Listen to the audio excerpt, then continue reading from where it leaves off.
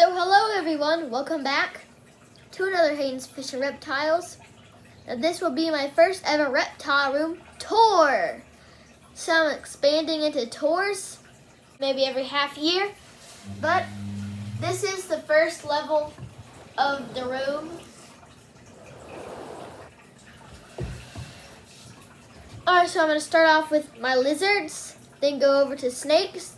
So I should get this done pretty quickly. At least I hope I do. Let's go on to the first reptile.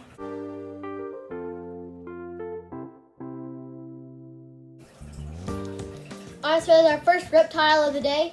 This is Frank, my leopard gecko. He's got a nice big fat tail, an ear hole right there on the side of his head. Little head and a sort of big fat body. He won't eat his food unless we hand feed it to him. But the reason why I'm showing him first is because he's the first ever reptile that I got. As some backstory here, I got him as a Christmas present in 2018, and I kept him ever since. And now here he is, January 2020. We kept him in a less ideal 10-gallon. It was sort of a surprise, but he's my first ever reptile pet that I got. I'm going to talk a lot more about his enclosure. Here you go, buddy. I'm going to talk about his enclosure a lot more in other videos on my channel. So that concludes Frank. I'm going to hold him for a little bit more, then I'll get out my next reptile. Whoa! Whoa! That was very dangerous for you, Frank. You could have gotten hurt. In fact, no, don't you do it again. I'm going to set you down on this shelf, and then I'm going to put you back in your enclosure. But when I get mad at him, I'm going to call him by his full name. Francis the Third. All right, Francis the Third, you listen to me. That's right. Go in your high and think about your actions.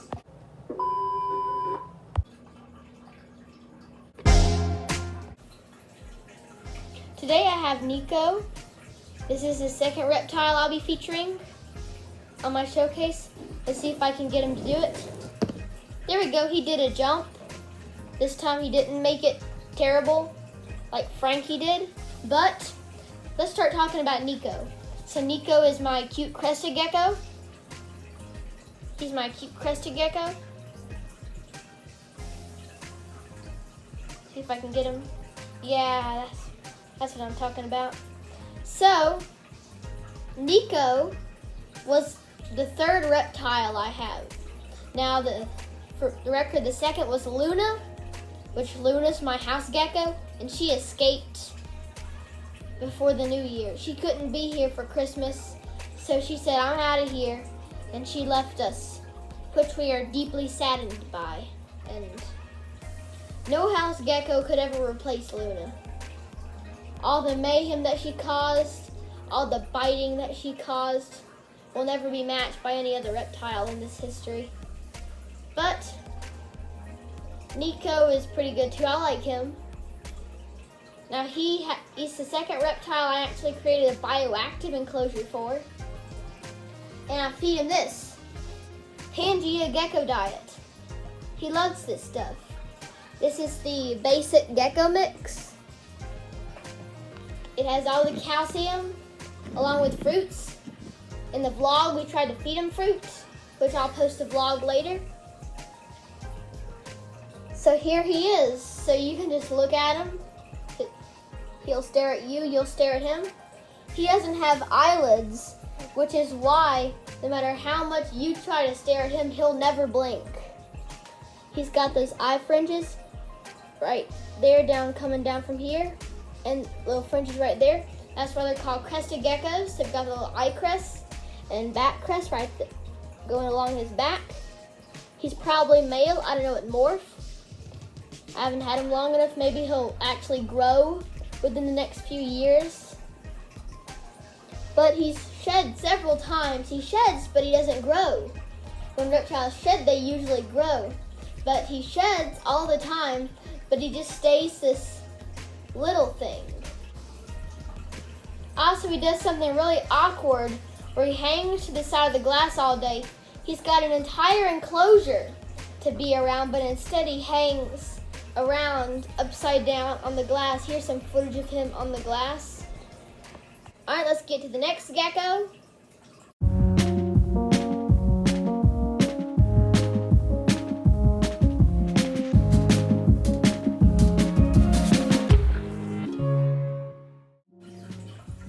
Alright, here he is, Gizmo himself. Now, the second video on my channel, or at least I think the second video, was made in honor of us rescuing Gizmo from the store that is Petco. We saved him. Have another moment with my gecko here. I'm just petting her. I like to pet geckos. So, in the Lucy bioactive enclosure video, at least I think it was her bioactive enclosure video, I did a transformation video, not really a transformation video, a transformation scene where I showed how she was in the 7 months that we've kept her. So he's not very big on jumping. He used to bite me, but now I've tamed him down quite a bit and he wouldn't do that anymore. But he might do it today, I don't know. He's very unpredictable, like all these reptiles are. But we gave him a bioactive enclosure at the same time we gave Frank one. At the end, I'll showcase all the enclosures, just so you'll get to see them. But Gizmo, I think I know which morph she is. Now Frank is a Murphy's patternless. I don't know which morph Nico is, but this guy is definitely close to a normal because he's got all these spots on, and at the end of his tail is I think what's starting to become a carrot tail, which a carrot tail is a morph where the tail becomes orange. So over the years I'm expecting it to turn from purple and black with black spots to turn into orange, or maybe orange with black spots. So anyway, she has a pretty, whoa! He didn't jump off the table this time. He stayed in my grasp. Okay, he's getting a little bit of a wild spree. I have him under control now. I have him under control, and maybe I do, maybe I don't. I hope I do. But this guy is a lot faster than Frank is, and he's a lot more lively than old man Frank.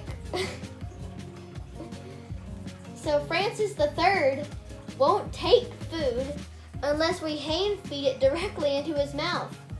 This guy won't eat it unless he gets to hunt.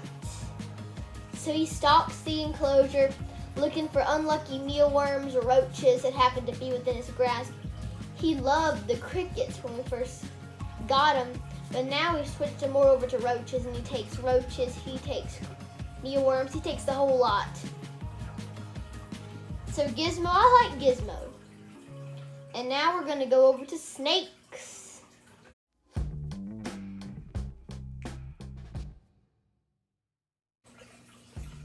Alright, so on my hand lies a Kenyan sand boa. There he is right here, looking all nice. I think that Kenyan sand boas are quite underrated because I don't feel like people notice them as much as they should, because people say, oh, Kenyan sand boas, it's like you're gonna get a pet sandbox. They're never out. You never see them. They're always under the ground, moping around, doing something that you probably wouldn't care about, even if you could see them do it. But I don't think that.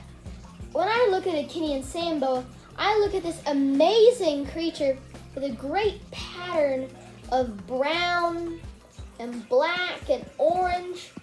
And I don't know if it's because I have a special place in my heart for Kenyan sand boas and other people don't have the same feeling that I do with them. Or maybe it's because I did my first bioactive enclosure with a Kenyan sand boa. I don't know, he might be an anomaly in the idea that people see when they think of Kenyan sand boas, because my sand boa's out at night. When I check on him before I go to bed, he's always out. Even when Frank, Gizmo, and even Lucy, my ball python, even when they're not out, he's either poking his head out or sniffing his air plants or doing whatever sand boas do at night. that they do when I'm asleep. But it's just, I don't know what it is. It's either because I got him from XYZ Reptiles, which there he is, he's trying to make a little burrow in my skin. Sorry, buddy, you can't burrow through my hand. You can burrow through your enclosure when I put you back down, but we're not going to do that yet. I'm going to keep talking about him. But I don't know if it's because I got him from a group of wonderful breeders over at XYZ Reptiles, or is it because I have him in a bioactive enclosure with plants, with air plants, succulents, and baby mealworms in them. I don't use the traditional isopods for arid bioactive enclosures. My isopods are doing pretty alright in their separate tubs that I set up in a few videos ago. They're doing alright. They're laying eggs. I think I found a clutch of eggs. I'll get onto that later. But back to sand boas, I use mealworm beetles, which are called darkling beetles. They're the beetles that mealworms turn into, and little pupa and baby mealworms. And I use those and sort of create a breeding cycle inside of the enclosures. They've worked with Gizmo, they've worked with Frank, and they've also worked with Nyoka. I use springtails for Nico, the spider, and Lucy, because they're all tropical bioactive enclosures, and the springtails are something that's for them. So here's Nyoka, my amazing Kenyan sand boa. I handle him quite a lot. I handle him mainly when he sticks his head out. I try to feed him off the tongs. Sometimes he takes from the tongs, sometimes he doesn't. He hasn't been doing it recently, but it doesn't really matter. I just like Kenyan sand boas. And I hope that through my knowledge of sand boas, I can teach more people to appreciate sand boas for who they are. They might not be the ball python or everyone has them, but in 5-10 years, maybe everyone will have a Kenyan sand boa. And maybe they'll look back at me and say, this is why they got a Kenyan sand boa. I hope that I can convince people that Kenyan sand boas are underrated and they deserve more respect. Just look at them. Orange, black, white on the bottom, and he's just an amazing snake, and I don't know why other people can't see that the way I see it. But I'm gonna let him go back in his enclosure and keep burrowing.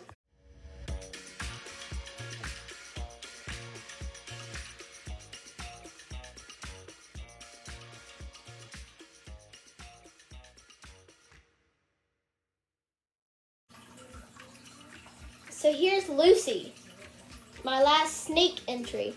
She's a 20-year-old rescue ball python. I saved her from a closing nature center. She had nowhere to go except here.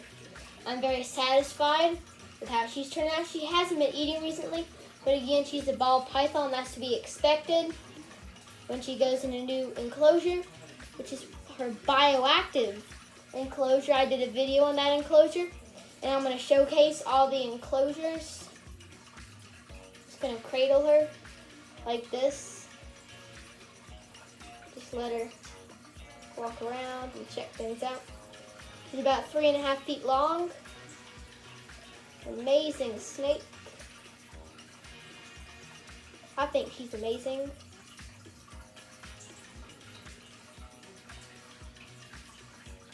Here we go, I got you. We need a climbing vine to climb on, but until we get one, she has me. She has more specifically my arm to wrap around on, because I don't mind. Her log might mind her getting on, but I don't mind her getting on me. So I think that she's one of the most amazing snakes I've ever had. She's very different from the little ball python that I used to keep when I was a kid. We sold that ball python, but now I have her, and she's here to stay in her bioactive enclosure. Now, surprisingly, this is the natural morph. This is what they look like in the wild.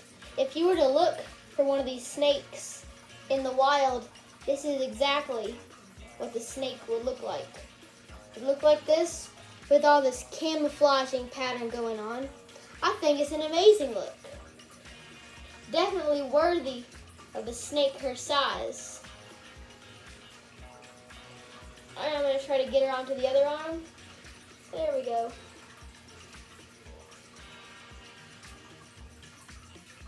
I'm going to let her be herself on this one.